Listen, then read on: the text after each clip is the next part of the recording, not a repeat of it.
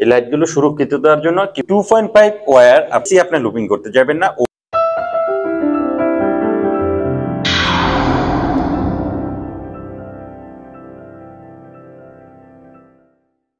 আসসালামু আলাইকুম, আশা করি সবাই ভালো আছেন। আলহামদুলিল্লাহ আমিও ভালো আছি। সবসময় আপনাদেরকে আমি মালয়েশিয়া থেকে ইলেকট্রিক কাজের আপডেটগুলো দিয়ে থাকি। আমরা মালয়েশিয়া 50 তলা, 40 তলা, 60 তলা বিল্ডিং এর কাজগুলো কিভাবে করি।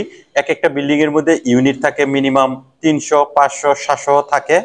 প্রতিটা ইউনিটের সেপারেট কাজ হয়। আমি যে জায়গায় দাঁড়িয়েছি এটা একটা ইউনিট। এই ইউনিটের ভিতরে আমরা কাজগুলো কিভাবে করছি, কি কি তার ইউজ করছি এ বিষয়ে কথা বলবো এবং কি আপনাদেরকে দেখাবো। রুমে ঢুকতে গেলে একটা বেল প্রেস করলে এখানে বাজবে, যেহেতু এখানে একটা দরজা থাকবে, এই দরজাটা সবসময় লক থাকবে। আপনার বাইরে থেকে কে নক করবে আপনি বুঝতে পারবেন না, এই জন্য বেলটা ইউজ করা। আমি আপনাদেরকে ডিবির কাছে নিয়ে যাই। এটা হলো ডিবির পজিশন এই জায়গায় 15 থেকে 2100 এরকম ব্লক করা আছে, আপনারা দেখে নিতে পারেন রাসেল খান ইউটিউব চ্যানেলের মধ্যে। তো এইখানে আমার কত ধরনের কেবল আছে আমি বিস্তারিত বলি, এক এক করে আপনারা বুঝতে পারবেন একটা হাউস ওয়ারিং করতে গেলে কি কি তারের প্রয়োজন হয়। আপনার 1.5, 2.5, 4mm এবং কি 16 এবং কি 10mm ও আছে। তো এই যে আমরা 5টা কোয়ালিটি তার ইউজ করছি, কোনটা কি জন্য আমি এক এক করে বলি, তখন আপনারা বুঝতে পারবেন। এইখানে আমি যদি দেখাই 1.5 সিকু, যে তারটা এটাকে একটা সিকু বলা হয়, 3টা তারে একটা সিকু। এটা হলো নিউট্রাল, এটা হলো ফেস হিসাবে কাজ করবে, এটা হলো আর্থিং হিসাবে কাজ করবে।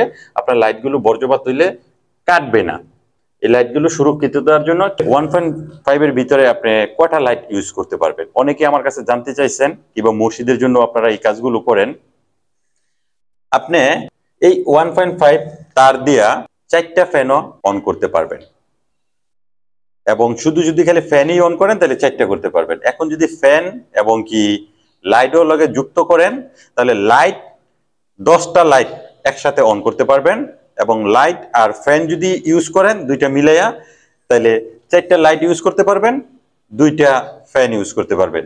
আপনার এমসিবি থাকতে হইব 6 অথবা আপনি 10। যদি আপনি ফ্যান বেশি ব্যবহার করেন তাহলে এমসিবি আপনি 10 ব্যবহার করবেন। যদি ফ্যান 2টা ব্যবহার করেন তাহলে আপনি এমসিবি 6 হইলো হবে। এটা হইলো 2.5। এই 2.5 আমরা কি জন্য ব্যবহার করি, যত ধরনের সকেট আছে আপনার রুমের ভিতরে, অনেক ধরনের সকেটই আপনারা ইউজ করবেন। এই সকেটের জন্য এটা, কিন্তু সকেটেরও আবার সাইজ আছে 15A, 13A। 13A যে সকেটগুলো আপনারা ইউজ করবেন এটার জন্য এই তারটা ইউজ করবেন 2.5। এখন এক সেট তার দিয়ে আপনি কয়টা সকেট ব্যবহার করতে পারবেন? 2টা সকেট সবচেয়ে বেটার হয়। আপনি 2টার বেশি দিবেন না। যদি 2টার বেশি দিতে যান তাহলে আরেক সেট তার আপনার টানতে হইব।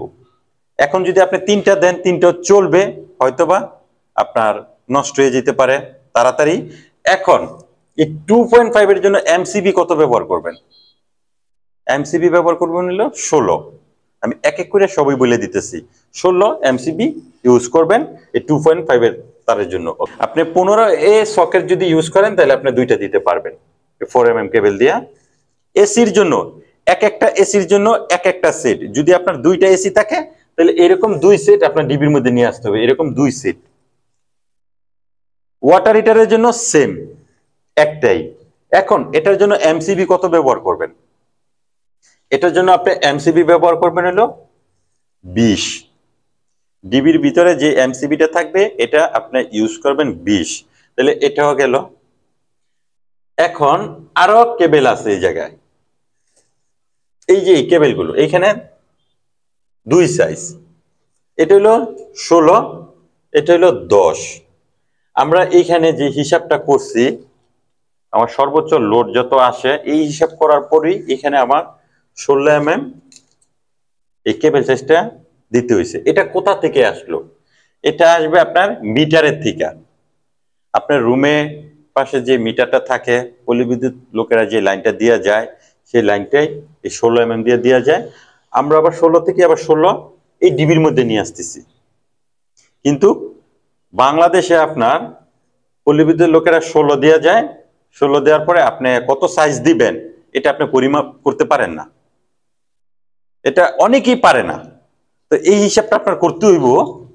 মালয়েশিয়া আমরা এই জায়গায় যেহেতু ওভেন, হুব, এসি সবই আছে, আমাদের মিটার পর্যন্ত আসবে হলো 25 mm, মিটারের থেকে ডিবি পর্যন্ত আসবে হলো 16 mm। এখন বাংলাদেশে আপনি কত দিবেন? বাংলাদেশে যদি এরকম আপনার এতডি সেট থাকে, এখানে 16টা সেট আছে, 16টা এমসিবি ইউজ করতে হইব। কতটুকু লোড টানবে, আপনি কত ইউজ করবেন, এই 10 mm যেটা আছে এটা ইউজ করবেন। যদি এসি কম থাকে, একটা থাকে, একটা ওয়াটার হিটার থাকে, তাহলে আপনি 6 ব্যবহার করবেন। 6 ব্যবহার করবেন। আমরা মালয়েশিয়া ব্যবহার করতেছি কত? 16, 16, 10।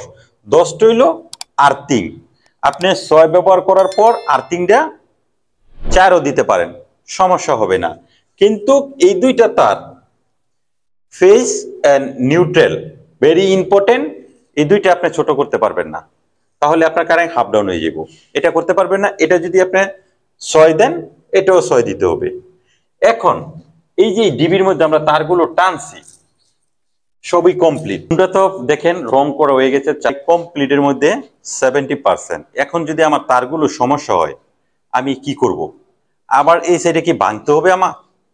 এখন যদি এই সুইচের সমস্যা হয়, কিংবা এটার সমস্যা হয়, এটার সমস্যা হয়, এখন কি আমি ভাঙবো? এটা কখনোই করা যাবে না।